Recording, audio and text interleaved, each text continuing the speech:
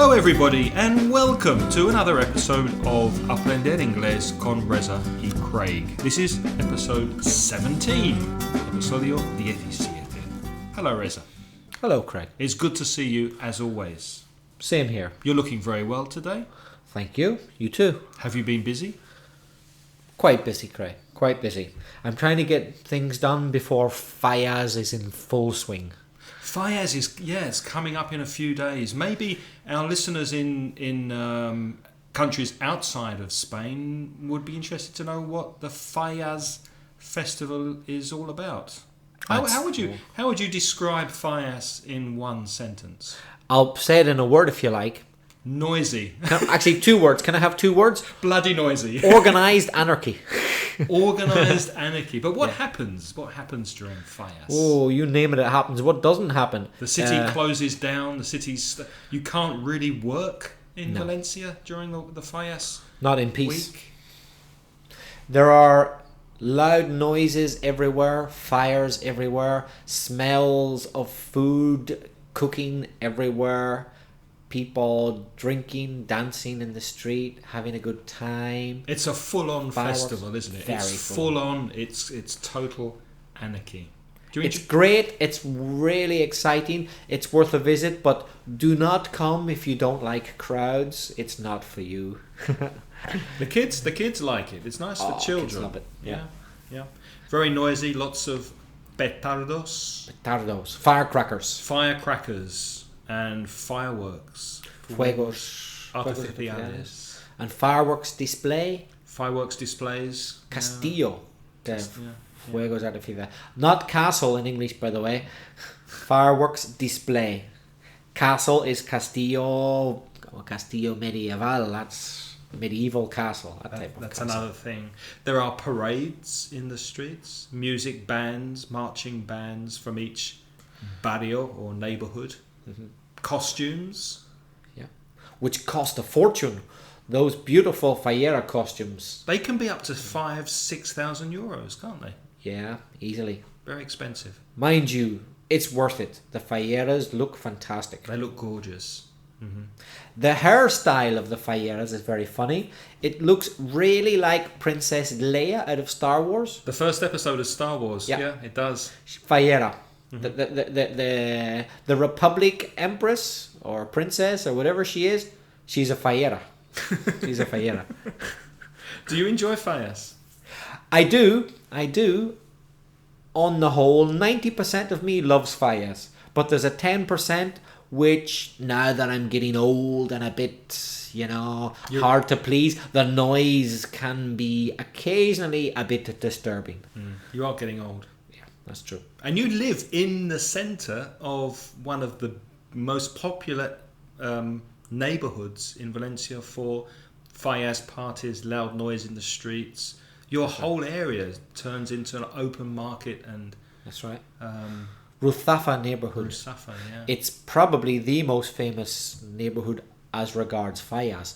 Although there are Fayaz all over the city, but in Ruzafa, it's particularly busy. Are you staying here this year for... No, I'm going to go and visit my mum. It's a pity. You're going to Belfast, yeah? Yeah. I like the Fayaz, but I've seen quite a few in my time like you, so to miss a year from time to time is no big deal.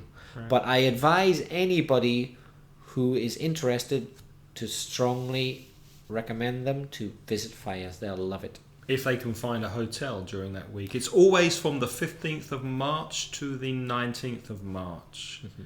There have been talks and discussions about making it shorter, I think. But between those dates every year, the 15th to the 19th of March. Well, actually, you say making it shorter, but if I recall, from the 1st of March, correct me if I'm wrong here, Craig, but I think from the 1st of March right until the last day, the 19th of March, they have the mascleta in the Plaza del Ayuntamiento. That's right. So for the whole of the 19 days of March, they close the main square in the centre of Valencia, Plaza del Ayuntamiento. They close it to traffic at 2 o'clock every day, and they have a mascleta. How would you describe the mascleta? It's a very strange concept for an English person. Fireworks during the day. fireworks when the sun is in the sky. So you don't really see much, but it's really, really loud. And there's a rhythm to the way the fireworks go off. I love mascleta. I like it too. Really like it good. too. You can really feel the rhythm, the ground shakes, and there's a lot of people. You can't move in the square. There's so many people crammed into a small space, and the sound echoes around the buildings in the square, and it's an incredible thing. It really is. Lasts for about 15 minutes? About 15 minutes, yeah. Yeah. Well, actually, I think it gets longer as the fires go on. It gets longer and more louder. dramatic. Yeah. And they have guests to come from other countries like Italy, people who do this around the world, and they have competitions, I think, for the best mascleta. If you like fireworks in general, visit Valencia. Every month there's some excuse to have a fireworks display, but Falles is like the most important time of the year, when there's fireworks every 10 minutes. We have some feedback this week and a couple of iTunes reviews. Some people have been kind enough to write a review on iTunes for us. Brunos 2013 on iTunes says, Gracias por los podcasts. Mejorando día a día mi son de una gran ayuda. So thank you very much, Brunos. And Copsos says, es perfecto para aquellos que tenemos un nivel intermedio. And Maria Fajardo from Spain says, qué fácil es aprender con ustedes. So thank you very much. Thank you. To those who have thank you to those who have left reviews on iTunes. So let's begin with Gramática, and this week I thought, Reza, we could speak a little about the passive, el pasivo. Is it the same as the passive in Spanish, would you say? Pretty much, yes. And More or less, yes. When would we use the passive in English? In what? Why would we use the passive and not an active sentence? For example, why would we say fallas are made in Valencia and not people make fallas in Valencia? It's better to use passive, fallas are made in Valencia, because the important thing are the fallas, not the people who make them. Right. So we make fallas the subject of a sentence and use a passive verb. Fallas are made. Obviously, people make fallas. I mean, giraffes can't make fallas, and robots still can't make fallas. Not yet. Tonight, maybe in the future. So it's obvious that people make fallas. So it's so obvious we don't need to say it. Just fallas are made in Valencia. Okay, let's practice a little then with some playing around with tenses. I'll say an active sentence. Try and say a sentence about fallas, Reza, in the passive. For example, if I say every year Valencian people make fallas. Every year, fallas are made by Valencian people. Yeah. And if I say, as we speak, people are making fallas. As we speak, fallas are being made. In that sentence, I don't say by people because it's unnecessary. Yeah, it's not. We don't need to know. It's not necessary information. Okay, the future. Next year, in 2015, I suppose Valencians will make fallas. In 2015, I suppose fallas will be made by Valencians. And I'm sure this year during fallas, people are going to eat a lot of churros and chocolate. Yes, I'm sure a lot of churros and chocolate are going to be eaten. And I'm sure that many people sold lots of churros last year. Lots of churros were sold. And people in the street were selling petardos last year. Petardos or firecrackers were sold. Did you say past simple or past continuous? I can't remember. Past continuous. People were selling. Okay, sorry. Last year, petardos, firecrackers, were being sold in That's the right. street. Were being sold. Past continuous. Passive. And if you walk around Valencia on the 16th of March, the people will have removed the fallas from the street. The fallas will have been removed. That's future perfect. Right. Passive. Future perfect passive. And lastly, the past perfect. So we had recorded this before fallas started because fallas is really noisy and there are lots of bangers and fireworks in the streets and petardos. Reza, I'm really pleased we had recorded this before fallas started. So you're pleased that this podcast had been recorded before fire started. Had been recorded. Passive. Yes. Past perfect. Passive. Because now it's nice and quiet. Moving on to the vocabulary corner. And this episode I thought we could speak about some sports vocabulary. One popular mistake with Spanish speakers is the confusion with practicar deporte, because many Spanish speakers translate that to practice sport. But you can, can't you? You can practice your backhand. Exactly. But that's a particular element of a sport. So you repeat a skill or you repeat something in a sport in order to improve. Practice your serve, practice your backhand, practice your penalties in football. Practice heading the ball, repeat it and repeat it to improve. But normally the collocation with sport is to do. Do or play. Or play, depending on the sport. So let's think of examples of sports that you do.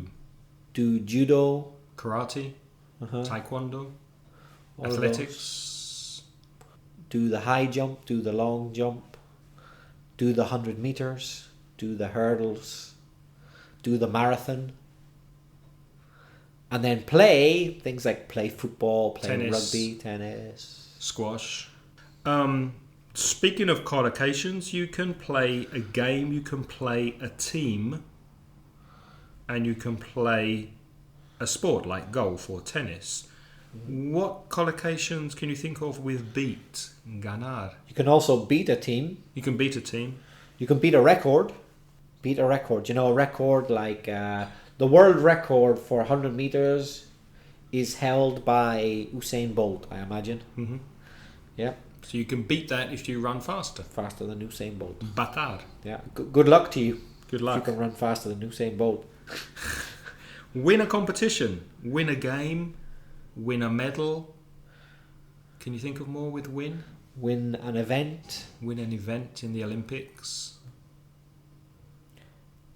Win a heat. What about a heat in sport, Craig? I don't know what that is in Spanish. First heat, second heat, third heat. Like yeah. una ronda. Yeah, our heat is a round, isn't it? A round, una ronda. Yeah. Score a goal, obviously, in football. We spoke about play and do. There are some sports that you go, and usually, I don't know if you agree, they are sports that finish with ing. Yeah. So swimming, for example, you go swimming, go trekking, go running, go jogging, not footing, jogging. Can you think of more ing? Go windsurfing, go sailing. Kite surfing. Go snowboarding. Go snorkeling. Go diving. Okay. But one thing I would point out about that, you go plus ing, swimming, etc. But when you're talking about sports competitions, like the Olympic Games or whatever, you don't say go. For example, in the Olympic Games, they have swimming events. They do swimming events, not go swimming. Not go swimming. I would use the phrasal verb take part in. Take Right. part in an event. Take part in a competition. Go is only for, as far as I can see, leisure activities. Go cycling. What do you like to do at the weekend? I like to go cycling. But if your name is Bradley Wiggins, in the Tour de France, you don't go cycling. He competes. He cycles. He competes. He cycles. He doesn't go cycling. So he competes and he takes part in an event. Yeah. Would you agree with that? Absolutely. The go plus ing. It's for leisure activities, I think. 100%. Do you know the difference between a bat and a racket? Generally speaking, we talked about this before, actually. Did we? We did. A racket has strings. Oh, we have spoken about this. Tennis racket, squash racket, badminton racket, but a bat has no strings. Baseball bat. Cricket bat, even table tennis bat, because there are no strings. We did talk about that before. We did talk about that. Okay. But so what? So we repeat it, so what? It's good revision. You could preface it by, do you remember? Do you remember? Okay, name the sport, Reza. What sport do you play or do on a court? Basketball, volleyball, netball, squash. What about a pitch? Tennis, all court. Tennis court. What about a pitch? Football pitch, rugby pitch, hockey pitch. Good. Ring? Boxing ring, wrestling ring. Rink.